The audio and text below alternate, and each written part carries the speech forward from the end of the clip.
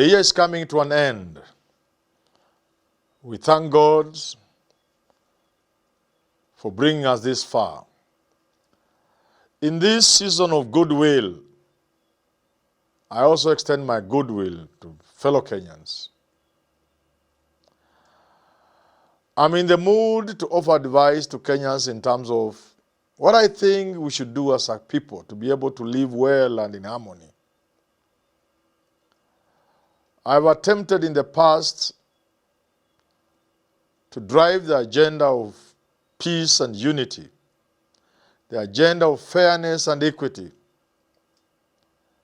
by driving the agenda of greed out of the country, of looting.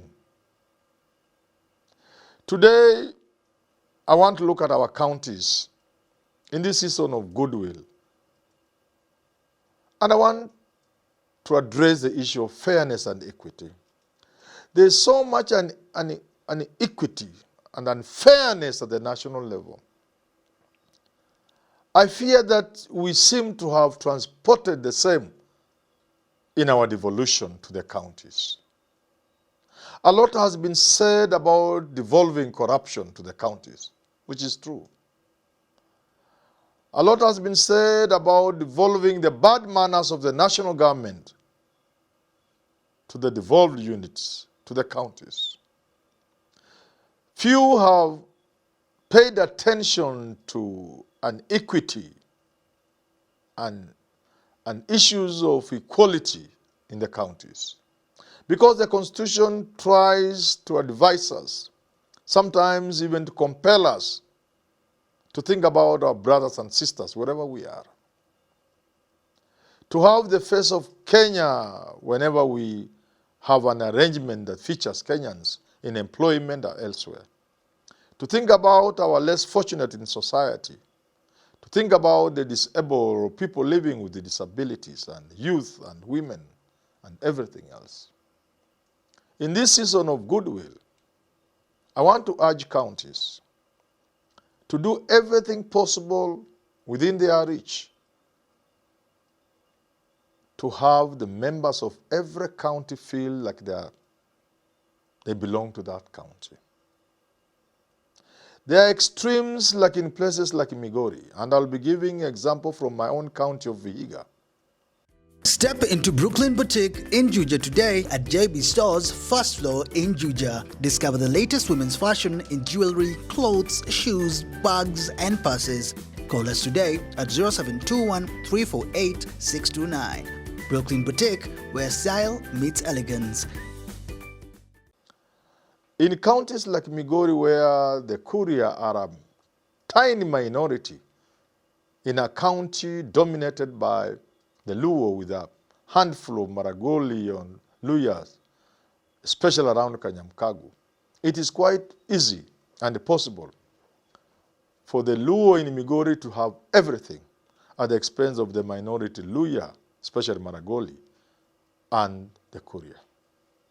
This has been addressed especially in 2013. There are also other places. My plea to counties and to the inhabitants of those counties and to the leaders of those counties is to have what is sustainable. That's why in America, the founding fathers and those who came after them in terms of engineering their constitution and laws and practices made sure it was not going to be possible for two or three big states in America to dominate the leadership of America. If you look at how they do their things, that is not possible. It explains why Daniel Arap Moi came up with the 25% in at least 5 counties for you to be president of this country. It's for the same reason that our current constitution talks of at least 25% in at least 50% of the counties, about 24 counties, for you to be accepted as a president. It's for the same reason that our constitution talks about 50% plus 1. To try and avoid a situation where dominant groups can lead this country permanently. And that's why I've always said that it is not sustainable and it's not good for this country for us to have Kikuyu Kalenjin, Kikuyu Kalenjin. It's not sustainable. It's never worked anywhere in the world. Hi, my name is Eileen Akal, and I'm the head of training at Center for Innovative Technology Limited, SciTech. If you finish your Form 4 and you would like to enter into an engineering field, architectural field, or any related field, please come to SciTech. We will train you how to be industry ready. We will also train you how to make engineering drawings. We will train you how to draw using the software. I did my degree in China for 4 years. After I finish my degree, I come back to my country, Kenya. But the knowledge I find in SciTech, it's much better than the 4 years I spent in China. We can empower a lot of young people in Kenya to gain gainful employment. And I want to speak to parents out there. If you have a child who's just done 4th form, between the time they do their exams and the time they enter tertiary education, there are so many months there they waste. Bring them here. In those short months, they will gain skills that they can use to advance their careers, to start their own even private companies. They can find work online, and when they go to university, they'll be so way ahead of their peers. Welcome to SciTech.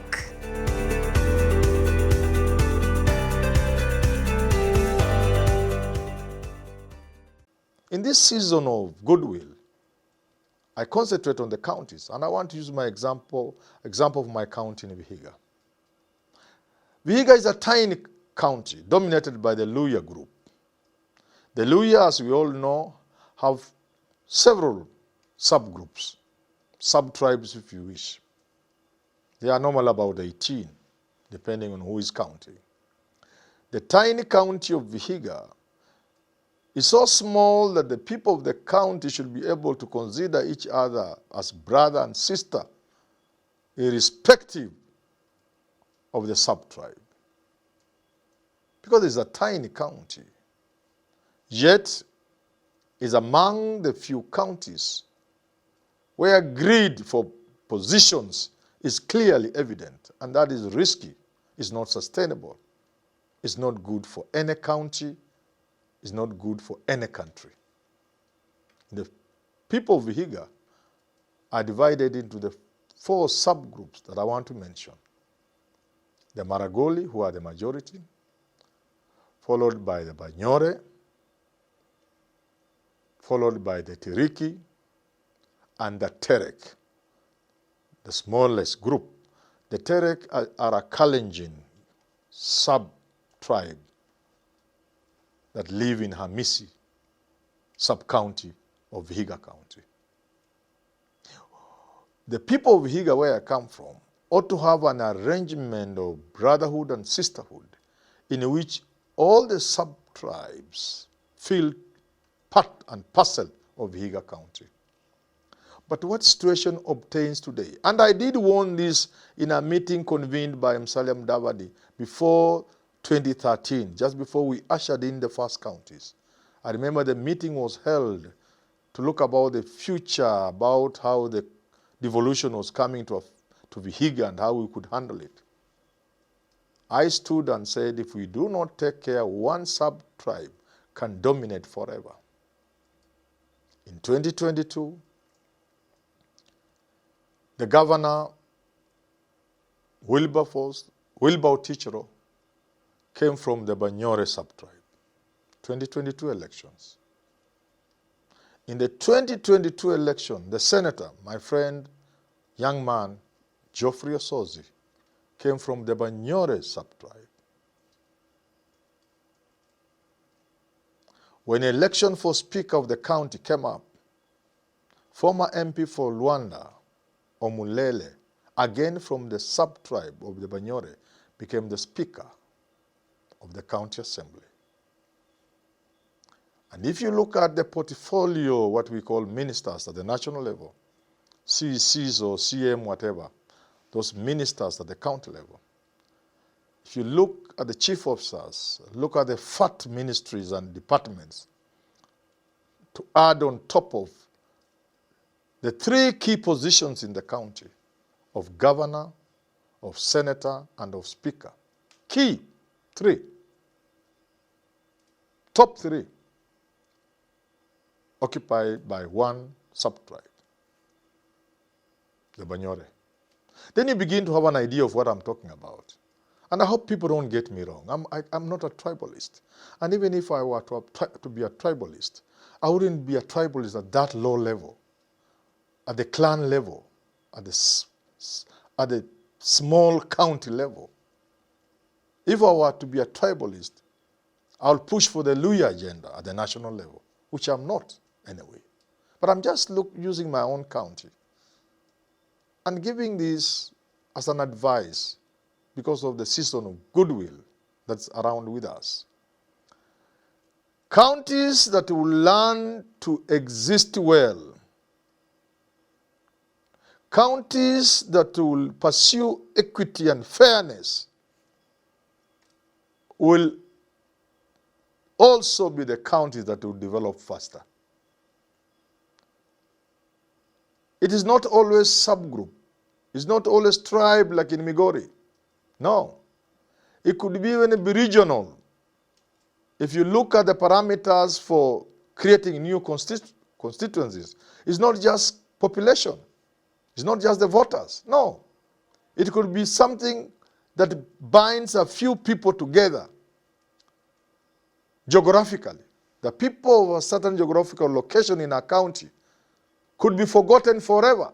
I saw that in Vihiga constituency before it was split into Sabati and Vihiga. The people of South Maragoli, where the famous Bahati Semo came from, where Ligare comes from, where Yusuf Chanzu comes from. They always felt they were children of a lesser God in the old Vihiga County. So if we do not take care, people may feel that because they have a certain peculiar culture in terms of community of interests, they are not going to be embraced by the rest in the county. So it's not just a question of the Manyora, the Maragoli, and the Tirika and the Terek. It's a question of other factors, including geographical factors for other counties, including religious factors. The point I'm trying to drive home, and using Vihiga as an example, is let's move forward as counties and as people, knowing very well the issue of feeling included is very, very important. Because if you do not become inclusive, people waste a lot of resources and energy and time fighting each other, sabotage. So that instead of moving together as a county, a lot of your energy and time is wasted on fitina, on sabotage, on unnecessary campaigning and derailing each other, or people ganging up all the time against others. So this is not in vain. The fact that going forward, and as we approach the election of 2027, I urge every county to sit down deliberately and make deliberate decisions. I saw that happening in Trans Nzoia, where there are minorities. If these decisions are not made deliberately, consciously, then certain persons and groups will never feel part of that county. And this will not work well for any country, and not well for any county. And therefore, in this season of goodwill, I take this opportunity to advise my fellow Kenyans, wherever you are, in whatever establishment, if you are a chairman of a board, if you are a principal secretary, you are a cabinet secretary, you are a bishop,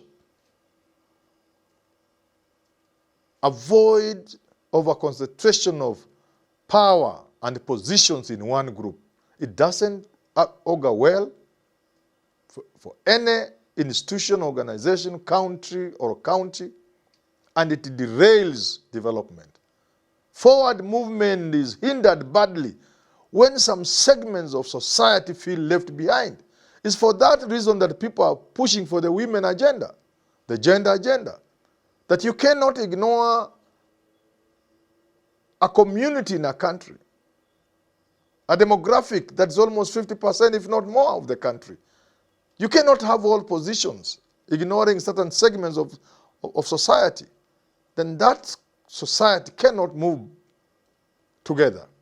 And therefore, starting with my people of Vihiga, I urge them, as you go forward, learn to sit together and avoid greed. The fact that you can get votes is not enough. The fact that you have the money and therefore can manipulate and get the votes is not good for the country.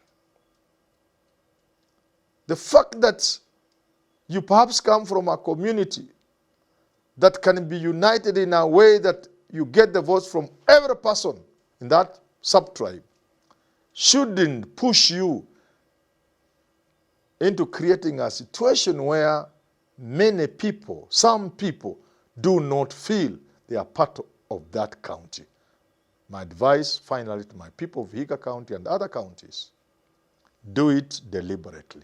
Don't leave it to the vagaries of politics, of the first man past the goalpost. Don't leave it to money. No. Don't leave it to clanism. Don't leave it to majoritarianism. It's an issue you approach consciously in the interest of your county. Step into Brooklyn Boutique in Juja today at JB Stores, first floor in Juja. Discover the latest women's fashion in jewelry, clothes, shoes, bags and purses. Call us today at 0721 348 629. Brooklyn Boutique, where style meets elegance.